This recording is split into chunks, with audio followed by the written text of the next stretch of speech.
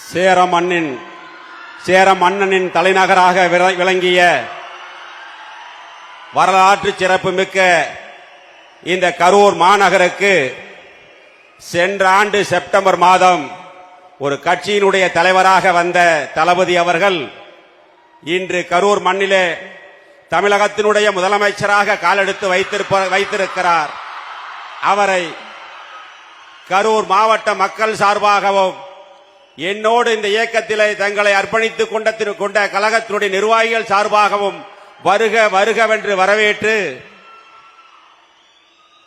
தமிழகத்திலே ஒரு புரட்சியை ஏற்படுத்திய தலைவர் புரட்சி தலைவர் எம்ஜிஆர் 1972 இயக்கம் ஆரம்பித்த பொழுது அரசியல் நோக்கர்கள் சொன்னார்கள், விசில் அடிக்கிறவங்களை வச்சுக்கிட்டு அரசியல் கட்சியை நடத்த முடியுமா என்று கேட்டார்கள். அதற்கு பதில் சொல்லிய தலைவர் புரட்சி தலைவர் எம்ஜிஆர் 1977 ஆட்சிக்கு வந்த பொழுது சொன்னார்கள், அவர்களால் பொறுக்க முடியவில்லை. அவர்கள் சொன்னார்கள், திரையுலகிலே இருந்து வந்தவருக்கு ஆட்சி நடத்த தெரியுமா என்று சொன்னார்கள். ஆனால் அதே புரட்சி தலைவர் எம்ஜிஆர் தான் இருக்கின்ற வரை 3 முறை தமிழகத்தினுடைய முதலமைச்சராக இருந்து சரித்திர சாதனை படைத்து இந்தியாவையே திரும்பி பார்க்க வைத்த தலைவர். அதே போலதான் இப்பொழுது புரட்சி தலைவருடைய அன்பும் மாண்புமிகு புரட்சி தலைவி அம்மாவுடைய வீரமும் ஒன்று சேர்ந்த தலைவராக நம்முடைய புரட்சி தளபதி நம்முடைய தமிழக முதலமைச்சர் அவர்களை தமிழகம் மட்டுமல்ல இந்தியாவே உற்று நோக்கி கொண்டிருக்கிறது. தளபதி அவர்களே, உங்களை காண கரூர் மக்கள் மட்டுமல்ல தமிழக மக்களே தவம் கிடக்கிறார்கள். இங்கே இருக்கின்ற இளைஞர் பட்டாளம் இன்றைய இருக்கின்ற இளைஞர் பட்டாளம் மட்டுமல்ல, இன்னும் வரக்கூடிய இளைஞர் பட்டாளமும் சேர்ந்து வரக்கூடிய இளைஞர் பட்டாளமும் உங்கள் பின்னால் தான். ஒரு சின்ன பையன் என் பேரன் கேட்கிறான், இவ்வளவுதான் இருக்கிறான். நான் போன நேத்து, தாத்தா எங்க கட்சிக்கு வந்துட்டீங்களாமல்லங்கிறான். என்ன வயசு? 3 வயசு இருக்கும். தாத்தா எங்க கட்சிக்கு வந்துட்டீங்கிறான். இன்னொரு பையன் கேட்கிறான், ரோட்ல போறேன், மாமா எங்க தளபதி கட்சிக்கு வந்துட்டீங்களாமல்ல, வாங்க வாங்க அப்படிங்கிறான். அதனாலதான் சொல்றேன், இனிமேல் தளபதி ஆட்சிதான் தமிழகத்தில், என்றுமே தமிழக தளபதி ஆட்சிதான். அதிமுகவில் அனைத்து இந்திய அண்ணா திராவிட முன்னேற்ற கழகத்தில் மாண்புமிகு இதய தெய்வம் புரட்சி தலைவி அம்மாவுடைய கரத்தை வலுப்படுத்த எண்ணற்ற தியாகங்களை செய்திருக்கிறோம். அவரை நிரந்தர கழகத்துடைய நிரந்தர பொதுச் செயலாளர் என்று சொன்னோம். அதே போலதான் இதே மேடையிலே சொல்கிறேன், தமிழகத்தினுடைய நிரந்தர முதலமைச்சர் நம்முடைய தளபதி அவர்கள். இயக்கம் ஆரம்பித்து 2 ஆண்டுகளில் தமிழகம் மட்டுமல்ல இந்தியாவையே திரும்பி பார்த்த வரலாறை படைத்த தலைவர் நம்முடைய தளபதி அவர்கள். அவர்களுக்கு முன்னால் ஆட்சிக்கு வந்திருக்கிறார். ஆனால் இதற்கு முன்னர் ஆட்சியில் இருந்த தீய சக்தி திமுக விடியலை தருகிறேன் என்று சொல்லி அவர்களுக்கு தான் விடிஞ்சது, தமிழக மக்களுக்கு அல்ல. பணம் மட்டும் இருந்தால் போதும், அதிகாரம் இருந்தால் போதும், ஆட்சிக்கு வந்துவிடலாம் என்று மனக்கணக்கு போட்டவர்களுடைய மனக்கோட்டையை தகர்த்த தலைவன் இந்த நம்முடைய தலைவர் அவர்கள். ஆட்சி அதிகாரத்திற்கும் வேலை இல்லை, பணத்திற்கும் வேலை இல்லை, அன்புக்கு அடிமை என்பதை நிரூபித்த இளைஞர் பட்டாளம் இருக்கிறது. நீங்கள் உத்தரவிடுங்கள், உங்கள் பின்னால் ஒரு எளிய தொண்டனாக உங்கள் பின்னால் இந்த இயக்கத்தை கழகத்தை வலுப்படுத்துவதற்கு இரவு பகல் பாராமல் போராடுவோம். அதில் எந்த மாற்று கருத்தும் கிடையாது. எனவே தமிழகம் என்பது இனிமேல் தளபதி கையில் தான் இருக்கிறது. தளபதி ஆட்சிக்கு வந்திருக்கிறார். நிறைய சவால்கள் இருக்கிறது. போன தீய சக்தி திமுக ஆட்சியில மிகப்பெரிய பொருளாதார நெருக்கடி இருந்தது. குழந்தைகள் பெண்களுக்கான பாதுகாப்பு ஒரு சவாலாக இருக்கிறது.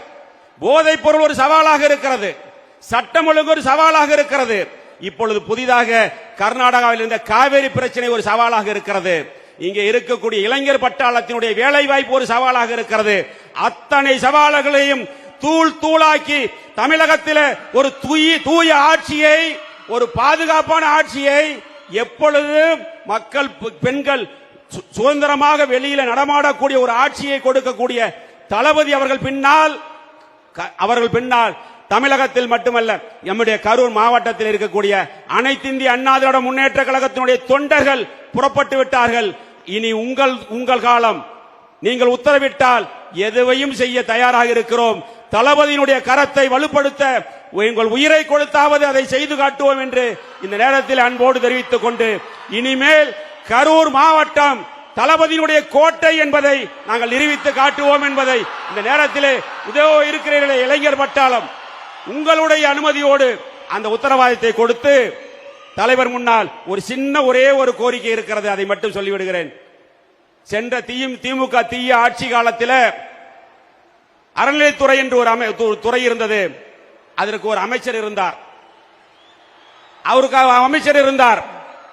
முன்னாள் பெருந்தலைவர் காமராஜர் ஆட்சி காலத்தில் 1963 to 66 ஆட்சி காலத்தில் இனாம் ஒழிப்பு சட்டம் என்று ஒரு சட்டம் கொண்டு வந்து அந்த கோயில் இனாம் நிலங்களை உழுதவர்களுக்கு குடியிருப்பவர்களுக்கு பட்டா போட்டு கொடுத்தார்.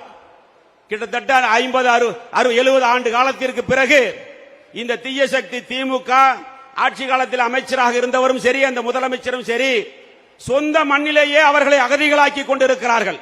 அதுவும் குறிப்பாக கரூர் மாவட்டத்தில் அவர்களுடைய வீடுகளை சீல் வைப்பது, காலி செய்வது, அவர்களுடைய நிலங்களை அபகரிப்பது என்ற நிகழ்வு நடந்து கொண்டிருக்கிறது. இது கரூருக்கு மட்டுமல்ல, கரூரில் தான் அதிகமாக நடக்கிறது. இது தமிழ்நாட்டுக்கான ஒரு பிரச்சனை.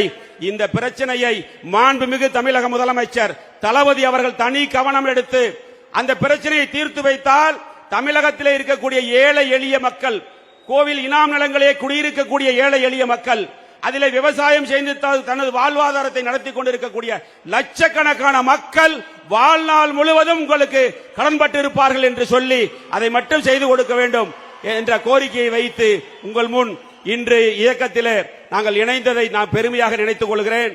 வெளியில 1000 சொல்லலாம், நான் நெகிழ்ந்து போனேன்.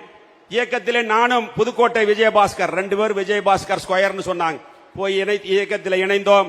அடுத்த நாள் தளபதி அவர்களை பார்ப்பதற்கு ஒரு வாய்ப்பு கிடைத்தது.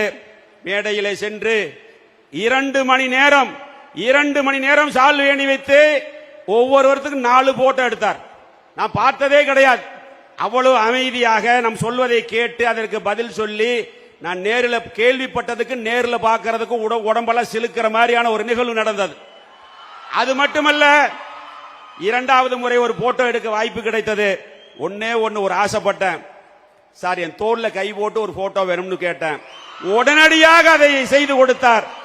உண்மையிலேயே நான் அதை கனவா நினைவா என்று எண்ணி பார்க்கின்ற அளவிற்கு அவ்வளவு பாசத்தோடும் பரிவோடும் நடந்து கொண்ட தளபதி அவர்கள் பணத்தாலும் அதிகாரத்தாலும் மக்கள் மனதை வெல்ல முடியாது. பாசத்தால் வெல்லலாம்.